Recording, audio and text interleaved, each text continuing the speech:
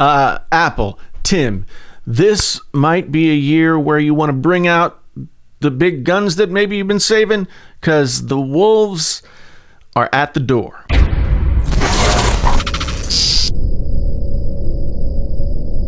Hey there, friends on YouTube. My name is Jason, sometimes known as the JTL. This is Painfully Honest Tech. Tech so honest it hurts. If this was your first time here, thank you for stopping by. And if you want to come back again, do some things down here to do that. And if you've been here before, then you know I love you very, very much. Let's get right into the discussion today. Samsung kicked off this year's smartphone cycle with some pretty big announcements, making the Galaxy Fold the centerpiece of their Unpacked event on February 20th. We all knew the foldable phone was coming. We all knew it was coming eventually. There have been leaks and rumors for what seems like 15 years about Samsung and their foldable phone, but I don't think anybody expected to see the Fold take center stage this soon. I know I went to the event expecting the Galaxy S10 line, maybe some new accessories, the Galaxy Sport Watch, which isn't all that great, and the new Fit, which just looks like the old Fit, and of course, the Galaxy Buds. I did get a pair of Galaxy Buds at the event, and I'm putting them through their paces. Review coming soon. Going in, I thought, yeah, maybe we'll see the folding phone, maybe we won't, but I definitely didn't expect it, nor did I expect it to be as polished as it seems to be, or that it would be out in just a couple of months from today, April 26th to be exact. The Fold impressed me a lot. I was ready to go. I was thinking about how I was going to sell things to pay for it or whatever, and then they announced the price. Yes, the Fold impressed me a lot, and I was ready to go until they announced the price, which kind of seems like a bargain at $1980 after Huawei has introduced their Mate X 5G foldable just at Mobile World Congress yesterday or the day before, whenever it was. One thing is clear, Samsung and other Android manufacturers are not effing around this year. They're coming for your pockets, and they're coming for your wallets. So, for the first time in a long time, Apple finds itself in the unenviable position of needing to bring something new to the table in 2019. Needing to do it. And staying on the cutting edge is something that Apple doesn't typically do all that well, all that often. Apple's success is predicated in large part by carefully cultivating their devices and their ecosystems to work nearly flawlessly together.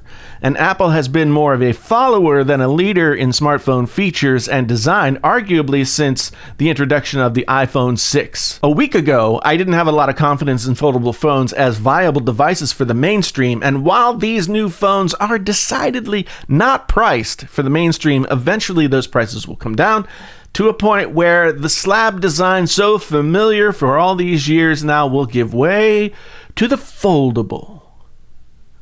Until very recently, there wasn't a ton known about Apple's plans for foldable, but after all this hubbub, some drawings have surfaced that show some basic patent designs for an Apple foldable phone, of course. That's led folks to cultivate what would a foldable iPhone really be? Most think the answer is a cross between an iPhone and an iPad, if they get it right. And this could be a really cool device that might actually do better than some of these other ones, if they can do it right.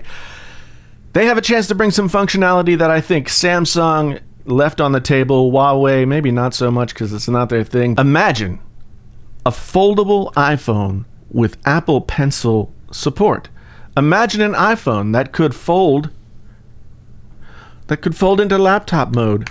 Those are just a few possibilities that we're seeing in renders and concepts and thoughts, and they're all kind of exciting if you ask me. So when will Apple be able to deliver this foldable phone? Most say they're planning for 2020. Is that too late? Magic 8 Ball says maybe. If Samsung and Huawei's foldables are priced at $2,000+, what, pray tell, would the price premium be for a foldable iPhone? The Apple tax is real. So what would a foldable iPhone cost? I actually think it will be in line with what Samsung and Huawei are pricing their phones at now. But by then, Samsung and Huawei will be an iteration or so down the line, and the prices will have come down to a certain extent.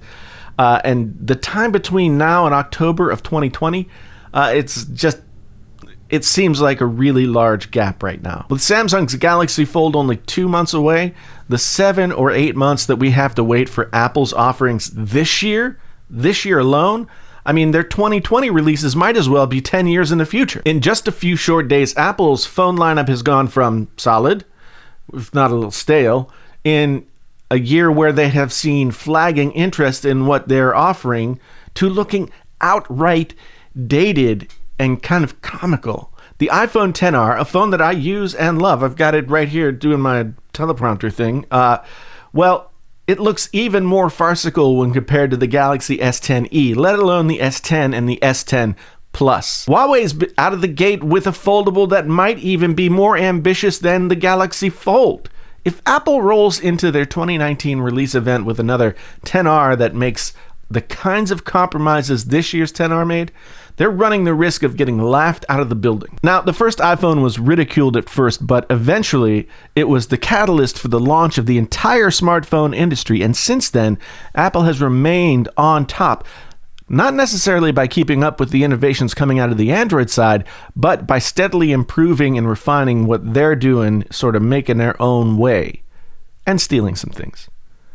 This year's foldables coming into the market have a chance to be that same kind of catalyst that the OG iPhone was 10 plus years ago.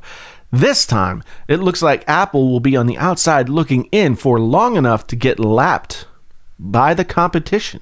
And it's not just the foldables. Samsung's S10 lineup is very solid this year and could make a lot of iPhone users consider what they're getting for their money.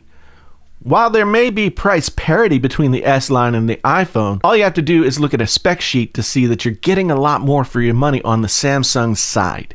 Sure, a lot of folks, myself included, are deeply invested in the Apple ecosystem. It would be hard for many to jump ship, but there are a lot of other people out there who have just bought iPhones because they were iPhones. With slumping sales and new tech already on the market that could be driving the bus for the foreseeable foldable future, Apple needs to bring something special to the table this year. A refresh of last year's models with a price bump is not going to keep them relevant. If they're not already in high gear, they need to get into high gear now, not next year. 2020 is maybe too far away, and Apple's track record for delaying products in the last several years, I'm looking at you, AirPower, HomePod, Mac Pro, and a host of others. A delay in their foldable iPhone, well, that could be potentially deadly. Or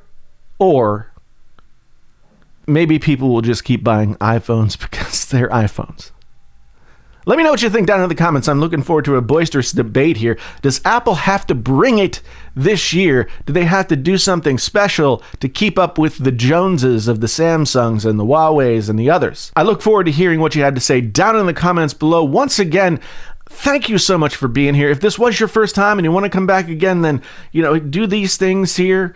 And if you've been here before and you're coming back again for the second time or the 200th time, thank you ever so much for doing that, because it means the world to me. Again, my name is Jason, sometimes known as the JTL. This is Painfully Honest Tech. Tech so honest it hurts. Until the next time, I'm out. Hey, you're still here and you haven't left yet, and maybe you want to watch another video. There are a couple of videos here that I suggest that maybe you want to check out. Also, hit me on the social medias over there, and don't forget to subscribe to the channel, and I'd love to have you back again sometime soon. Thank you so much for being here.